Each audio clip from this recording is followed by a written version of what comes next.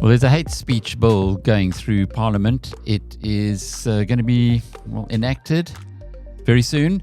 So if you have anything to say about it, you need to buck up and get going. We're going to be talking in a moment with Daniela Ellerbeck. She's the legal advisor for Freedom of Religion South Africa. And the hate speech bill, for those who don't know, is not everything it appears. We'll find out more in a moment.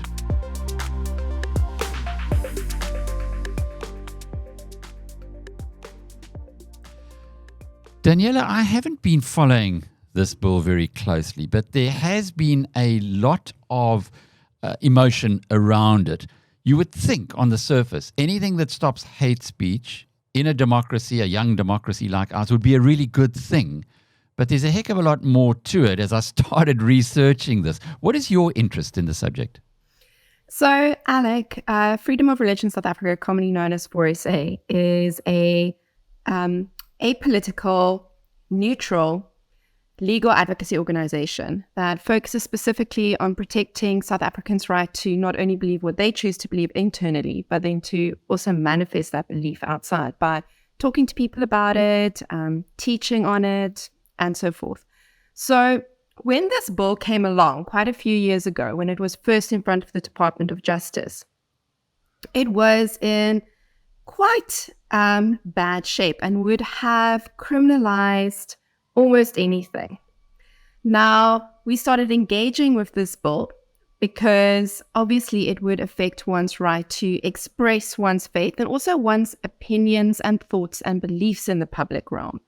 Because again, the constitutional right to religious freedom goes further and wider than just, religions in the formal sense that we would normally think of, such as Christianity or Judaism or Buddhism, but includes any belief, thought, and opinion. And we've engaged with this bill all the way from the Department of Justice through the first House of Parliament to where it is now in the second House of Parliament, which is its last stop before it goes to the President's desk to be signed into law, with some expecting this bill to be passed by Parliament's second House as soon as June, July, and to be signed into law by President Ramaphosa, perhaps even as early as August. We know that the Department of Justice has said they want this bill to be law before the 2024 elections. And as you've said, it sounds really, really great. I mean, who in a young democracy would be for hate speech? That is until you start reading the bill and you realize that the bill wants to criminalize hate speech, but it doesn't even define what hate is.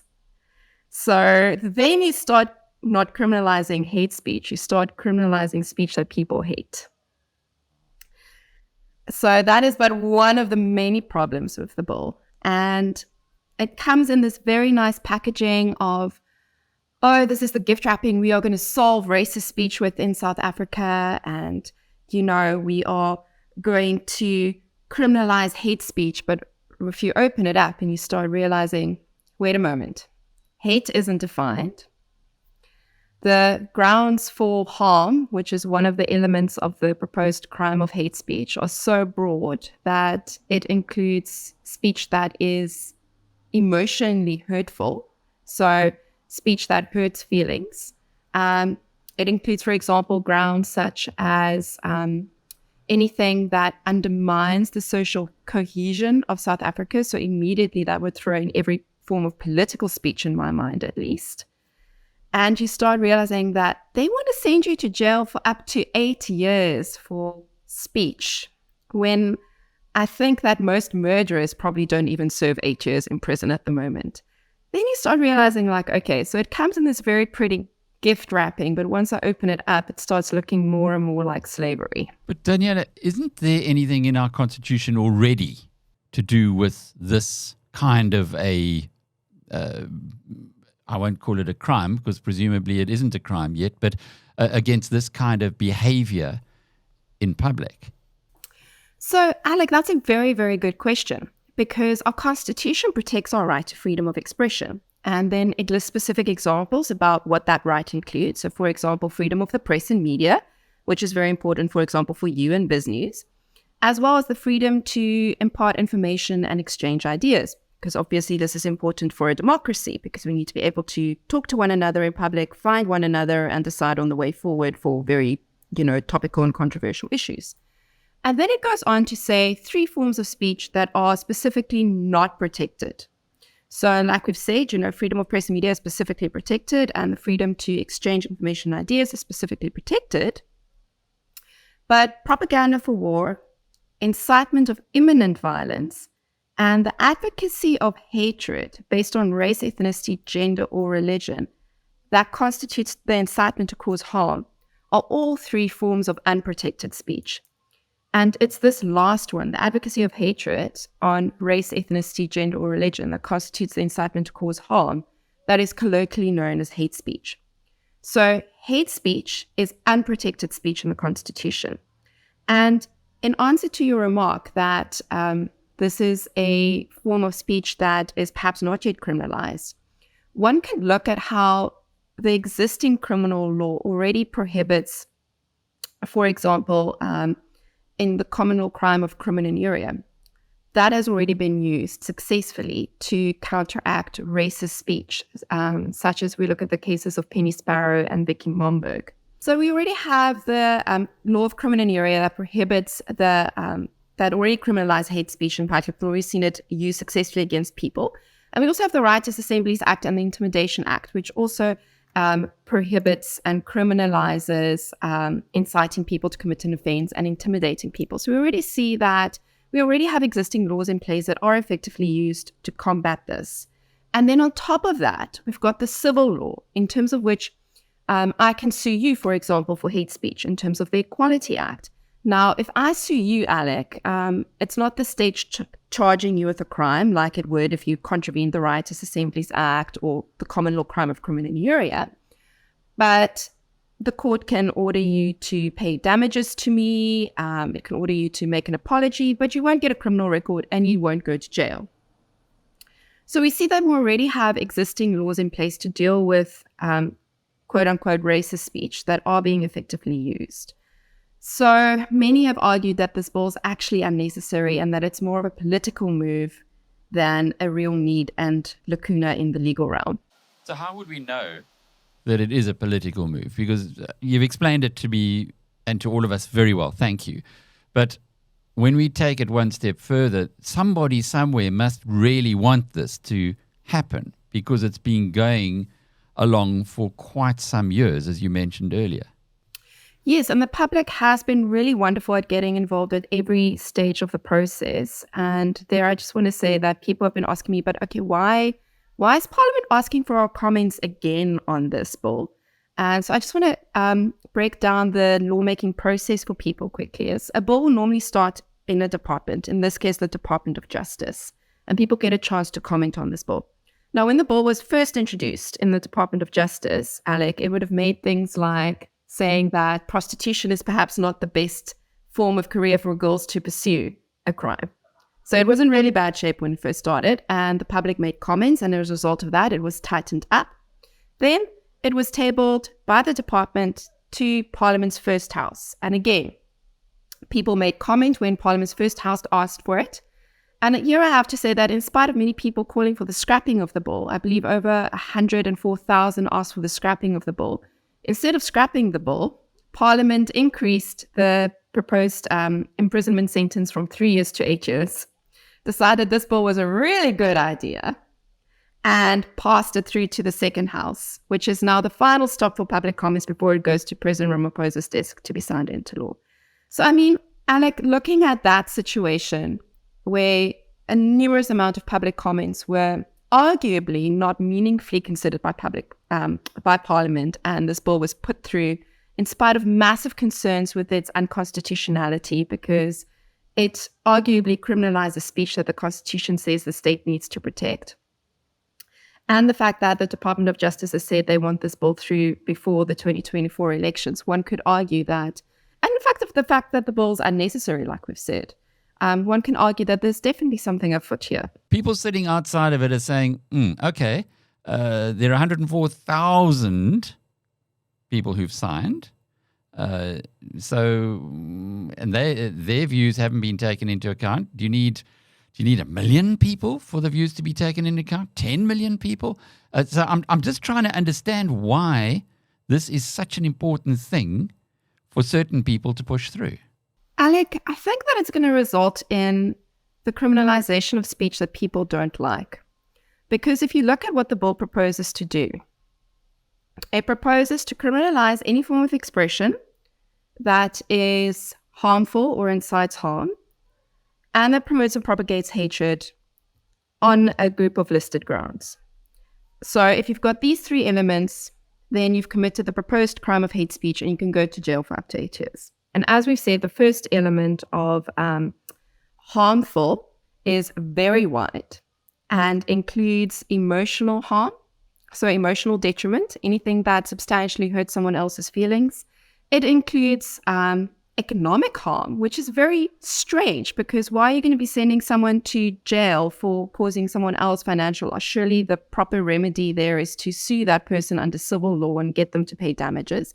And like we said, it includes social harm, which by the department's own admission to Parliament is a nebulous concept and which they ended up defining in the bill as anything that undermines the social cohesion in South Africa. So to be really practical about this, Shapiro had that fabulous cartoon of the rape Lady of Justice. Lady Justice, yeah. And Jacob Zuma at the time was president. He really didn't like it. In fact, I think he might have even threatened to sue. Under this bill, would he have been able to put Jonathan Shapiro into jail? Definitely. There would have been a chance for it because that would have been emotionally hurtful. You could have argued, it's undermining the social cohesion. As we know, the second element of hate is undefined, which, it's just, I don't even know what to say about the hate speech bill that wants to criminalize hate speech, not defining what hate is. And it's, there's a wide variety of listed grounds that one can talk about. So people have said that, Shapiro would have been in trouble there. And again, the bill does have, as a result of the public comments, does have exemption grounds. But because of the way the exemption grounds are written, for example, for journalists and academics and artists and religious people, there's definitely the argument to be made that they are self-defeating. Because essentially, if you put in the bill's definitions of harm and its fact that it doesn't define hatred, they basically read as follows. Anything that Alec Hogg says in good faith to report on a matter is not hate speech unless it's hate speech. Is this all part of the whole culture wars of spillover? We're seeing people getting terribly offended nowadays. I loved a quote in one of the international publications where they said after the invasion of Ukraine, the time to get offended is when you have a Russian tank that drives through your town. Not when somebody looks at you with perhaps eyes that, or looks at you in a way that you don't like it. Is this part of society going crazy, or am I overdoing my innocence here?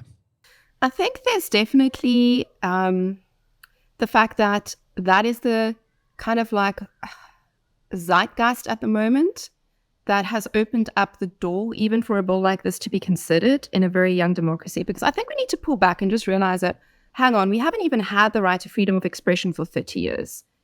What is our history? Our history is that we were in an apartheid state with state censorship, where journalists were jailed, where people were sent to jail for having books and music and flags and who knows what else that the state didn't approve of. And then comes democracy. And finally, we have the entrenched right to freedom of expression, which means I can go to court if I feel the state or anyone else is infringing that right. And not even 30 years into democracy, we want to criminalize quote unquote hate speech, because I don't even want to call it hate speech when you haven't defined the quintessential element of this proposed crime, which is hate. So it's very, very, very concerning. And I think the fact that is the cultural time we find ourselves in, this cancel culture, I think if it wasn't for that, this bill wouldn't even have been considered. So can it be challenged as part of the Constitution? In other words, could this, if it goes through the second stage of Parliament, which does appear to be the case, can it then be challenged in the Constitutional Court, and on what grounds? So, Alec, if Parliament puts it through the way it is at the moment, so if they don't tighten up the definition of harm, and if they don't actually define hatred, definitely it's open to a constitutional challenge for being unconstitutional and vague and overbroad and all of those things. So one can take it to court. One has to start, there's lots of jurisprudence or lots of case law that says one has to start in the High Court and for the matter to go all the way up to the Concord, for the High Court, Supreme Court appeal, and then to the Concord. So it's properly ventilated, and direct access to the Concord is very difficult. I mean, if President Ramaphosa has constitutional concerns about the bill, he is empowered in terms of Section 79 of the Constitution to send it back to Parliament for reconsideration. If a third of the members of Parliament's first house, the National Assembly, have constitutional concerns about it, they can also, in terms of Section 80 of the Constitution, directly approach the Constitutional Court for a declarative about whether or not this bill is constitutional within a month of the President signing it into law. So there are different avenues. What will likely happen is that this bill will become law. Someone prominent will come into the crosshairs of it. I know that there has been statements released following tweets by the DA's Helen Zille saying that she would be guilty of falling foul of this bill for some of her comments regarding Dylan Mulvaney. So what will likely happen is that someone prominent will be criminally charged with hate speech under this law, and then society will kick into action and people will go like, whoa, is this actually what we want? And some civil society organization will end up taking it to court. That being said, it takes a long time for stuff to go from the High Court to the Supreme Court to the Concord. I mean, the Constitutional Court, when it came to the matter of John Kwelani, declared the Equality Act's provision of hate speech to be unconstitutional for being vague and overbroad and all of those things. And at that point, the Equality Act had already been law, and people had already been found to have contravened its hate speech provision for about 20 years. So one has to bear that in mind. Like, once you lose freedom, it's not very easy to regain it. Yeah, and perhaps that's really the big flag that is being waved here. For people on the outside who go to work every day and work really hard to keep the bank from foreclosing on houses and mortgages, and in the real world, this seems like a heck of a lot of time and energy and taxpayers' money that's being spent on something that doesn't make sense. But that is where we are. 85% of murders are unsolved in South Africa as a starting point. Why is it that the legal system or that the politicians are focusing on these areas? And sure, it's important when there are such bigger priorities that people, most of us anyway, in the street can see jumping out at us and really not being dealt with. Well, Alec, I think it's because, and I mean, this is just me, giving an opinion, is that it's easier to make a law than to enforce a law and to effectively enforce a law. It's easier to seem like you're doing something by writing a piece of paper and getting it through Parliament and saying, look what we've done. We've outlawed hate speech. To ignore the fact that however many percentage of the murders are unsolved. We've done something. We've been busy. Whereas it takes, I think, a lot more for a state to effectively implement laws. And I mean, this is something I often raise in front of Parliament when we give input on laws, is that where we find ourselves at the moment, the legislative landscape, is that we've got 10 laws all prohibiting the same thing, but none of them are effectively enforced. It's like being in a business and you've got too many areas that you're trying to concentrate on. You can't do anything well. And the evidence is very clear in South Africa that we have priorities which are pretty basic things that don't seem to be addressed. But anyway, it is what it is. What happens next in this whole process? So, Alec, the public still has until Monday, 1 o'clock. So Monday the 22nd, 1 o'clock, to make public comments to Parliament's second house. As I've said, this bill started in the Department of Justice and then it made its way through to Parliament's first house, and it's now the second house, which is the last stop before it goes to be signed into law by President Ramaphosa. And at each stop, the public gets a chance to have their say, because we live in a democracy, so we get a chance to have a say in the laws that are made. So please, just because you have commented before when this bill was in front of the Department of Justice or Parliament's first house doesn't mean you don't need to comment again. The second house isn't going to consider any of those comments. You need to comment to them specifically. So FORSA has tried to make this really easy. We have made template submissions for people, which if they go to our website at www.forsa.org.za, they can download. For either organizations or individuals, it downloads onto your laptop as a Word file, so you can edit it as you deem fit and email it off. Or you can go to DRSA and make a comment as well. Just if you go to DRSA, make sure to put in reasons, such as, for example, define hate and what you think hate needs to be defined as. There is a button there as well that you open up that you can click on, and it opens up some of the template reasons that FORSA has given for the public. So have your say, because again, all of this helps if one day this bill does need to be constitutionally challenged, to say like, whoa, hang on, so many members of the public actually took the time to send in comments and they weren't meaningfully considered. Daniela Ellerbeck is a legal advisor for Freedom of Religion SA or forsa.org.za, and I'm Alec Hogg from BizNews.com.